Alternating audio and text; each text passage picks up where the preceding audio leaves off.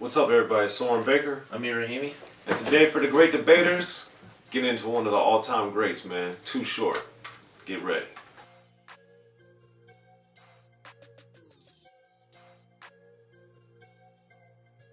Alright, Amir, so today on the Great Debaters, we're talking about some Too Short, one of my all-time favorite rappers, and I also think one of the best rappers of all time. I think he really doesn't get enough credit, and he also really doesn't get enough credit for his production prowess that we see more earlier in his career. And Too Short's just phenomenal, man. So by the time we get to Short Dogs in the House, which is what we're talking about, it's 1990, and what we're going to do is pick the 3 best songs on Short Dogs in the House. So of course Short Dog had the 75 Girls, had his independent career, gets with Jive Records, Born to Mac, Life is Too Short, etc. And then Short Dogs in the House. Amazing project and Incredible. Great album cover. One of the earliest full cartoons on an album cover. And this album is so good, man. It's so good. So Amir, what's one song off the top that you just love from Short Dogs in the House? I'm just going to say this one first to get it out of the way. It's the Ghetto. Okay. So incredible. And actually the first time I heard this was probably a lot of people's first time hearing it as well. At least in my generation, was on the GTA soundtrack. Okay. Well, and in the game too, obviously. It was just so great when I heard it then. But then when I bought the CD and heard it on my speakers, it was even better. Just really, as you know and I know, so many people kind of put him in that box of just being a rapper who talks about sex and women and pimping and all that. And when you hear, especially in his earlier career, you hear so many songs about social commentary and politics and police brutality and all that stuff. And this song is such a perfect example. So many eye-opening lines in this song. 4 verses, just incredible, all of them. The music video is awesome. I also have the VHS right here. He does this live with a band. I think Al Eaton's also on stage, and it's just beautiful. And to rap, just imagine rapping this song to a crowd. You know, you usually think of songs that get you pumped, but this song is the opposite of getting you pumped, and he just did it so well. So that song is so incredible, and he just has so many gems in it that I just really think this is even one of the best songs in rap. But where he says, when people treat you with disrespect, treat them intelligently, don't be ignorant, because when they throw you in jail, you got nothing to say. Yeah. That's a very deep line. Yeah. So there's a lot of, and he says it so simply, so you think he's not talking so deep, but he really is. Yeah, I mean, one of the things about being powerful is being able to articulate your thoughts simply and directly. And Too Short has always been able to do that regardless of subject matter. And the Ghetto is a prime example of that. And I think one of his other great things about his music in this era, the 1990 era that we see, is the sonics of it. You know, the bass, and I'm speaking of the bass guitar that's on the song, is phenomenal. The fact that it is live and all this other stuff in an era where, of course, sampling was still dominating but starting to go away because of the legality of it. You know, Too Short had long been having, you know, musicians and live instrumentation elements to his music, and I think that really with Short Dogs in the House we get so much of that. And I think the Ghetto, it's just an amazing song, man. The social commentary is there. Too Short's reflection and his insight and his passionate perspective really comes through in a way that I really think is unfortunately overlooked with his career, because of people looking at him for sex rhymes. But that's why we're here debating it, because we want to show, you know, what's really going on with rap and the reality of what the music is as opposed to perception all the time.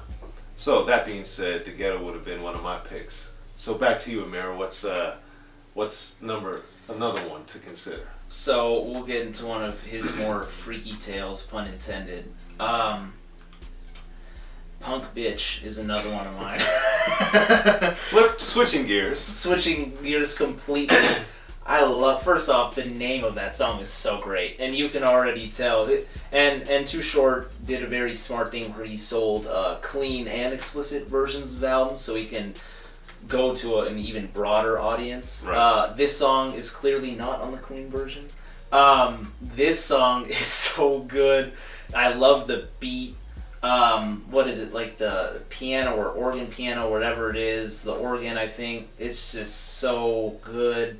What'd you like lyrically about the song, Amir? The lyrics, man. Okay, so one thing I love in the song, and this is something that I still don't know, and maybe you know, but where he also references the TP treatment in this song, and that's how he concludes his very famous song "Freaky Tales." The total package treatment.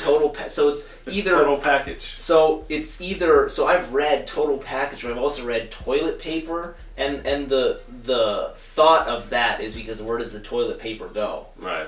So the thought is she's giving you the TP treatment in that sense too. So it's either that or the Total Package, and I don't know which one to go through because the lyric I'm he all says, with Total Package. The lyric he says before TP treatment though, he describes something that kind of gives it to the toilet paper.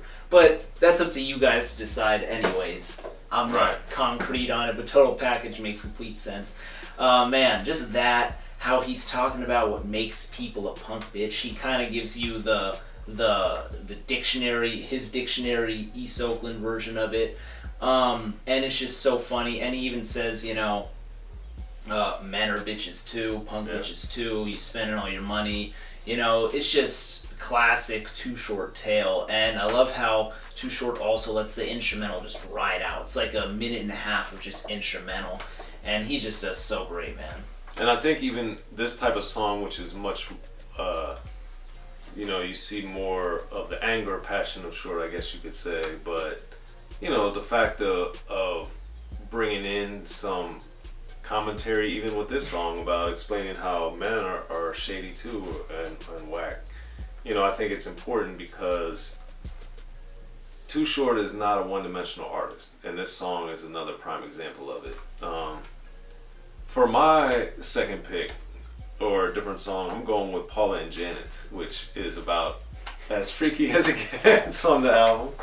But, I remember hearing this song because I listened to all the albums straight through, never fast forward, never skip anything. And it's very distinctive, especially on this album, because one, DJ Pooh did it. It's the only song he produced. Shout out to DJ Pooh, one of the most underrated. Looking forward to meeting up with you again soon. Legend. And then the xylophone on it, that was another kind of left field thing, not only for Too Short, but in general for rap. A xylophone being kind of or xylophone sound, whatever it is technically, that is unusual in any era of rap, but especially in 1990, it was very unusual sonically to hear that. And then his raps are just, this is the signature Too Short, raunchy, explicit sexual tales of Pauline Janet. Yeah, and how does he's, the way that it kind of annoys me, but not in, you'll understand why, it annoys me because he makes it sound so easy. Right. He's like, he has Pauline Janet, they're in the limousine, he lets them have it. Like, what the hell is this? It's like so crazy, and then he calls up his friend, and he has a piece. It's just so nuts. And one thing so interesting about this song as well, shout out to DJ Pooh, also included him on the GTA soundtrack. But on top of that is, this song is one of the super few that is under 3 minutes and is a Too Short song. Well, it is literally one of the shortest songs he's ever did, if not the shortest, because he, like Amir was saying, he does like to let the instrumentals play out in a lot of songs. And that also was very striking to me because the song was over and I was literally expecting at least another minute and a half or 2 minutes, even if they just let the beat ride. So it was a very unusual Too Short song on so many levels, and I think that always struck me, and it was toward the end of the album. Just so much about it just came out of left field to me, and I really, really liked it and just thought it was incredible. So that is actually my third pick. Oh. Because that song is, yeah, dude. That song's freaking incredible. Well, you know, it's hard for me to pick a third song because though the Ghetto and Pauline Janet just stand out to me so much. But Ain't Nothing But a Word would probably be number 3, just because in 1990 this was an era where the collaborative songs or the posse cuts or the songs with people that aren't in your group or whatever was starting to gain momentum. We'd been seeing it a little while, but we hadn't had the wave of it to where we were having it, you know. Now it's just almost every song has somebody else on it or some sort of collaboration.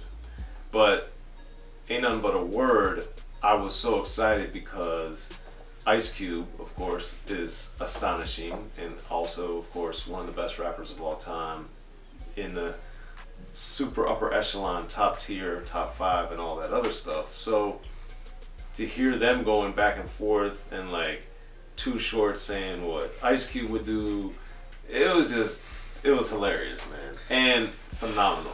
It was, and man, just the rhymes, the back and forths, and I do like how they're just totally just splitting this song 50-50. It's incredible. And also, in addition to what Soren said, yep, Ice History Cube. of Gangsta Rap, check that book out if you haven't already. Yeah, Ice Cube, man. Favorite rapper right there for me. History of Gangsta Rap in stores now. One thing also, I'm going to pull out the VHS again, is that there's a song that they perform together. Clearly, Ain't Nothing But a Word to me. You see Ice Cube on stage. You see Too Short on stage. And the crazy thing about this is 1990, so Digital Underground also being from Northern California. They visit the show. And who's accompanying Digital Underground? A young Tupac. And I believe, my memory serves me correct, he's wearing a Lynch Mob shirt. So you have all these legends and icons on stage at one time, and Tupacalypse Now wasn't even out at this time, so this is just so nuts. When I saw that on my VHS player, on my TV, I had to pause it, and I had to look, and I was like, my eyes were correct. It's just nuts, you know, these people were working in capacity, and this song is so great. It didn't make my top 3, but it's so good. Yeah, I mean, so good. It's hard, man, but that's why we're here on The Great Debaters. So those are my top 3 picks. Amir gave you guys his, but what are your guys' favorite 3 tracks on Too Short, Short Dog in the House? Hit us up in the comments section. Be sure to like, subscribe, and share. And hit us up on social media. We'll definitely hit you guys back. Let us know what you think. I'm Soren Baker. Amir Rahimi. The Great Debaters, y'all.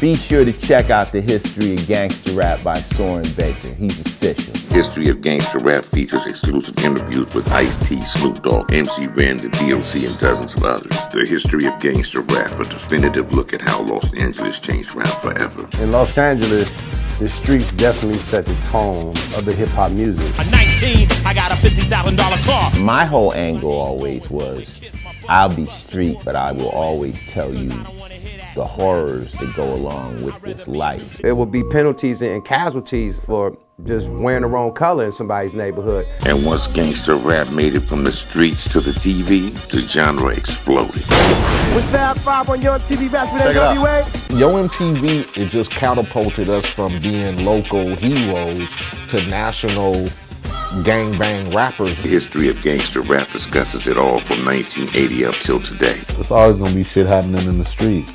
You know what I mean? So it's always gonna be something to talk about. The History of Gangsta Rap in stores now.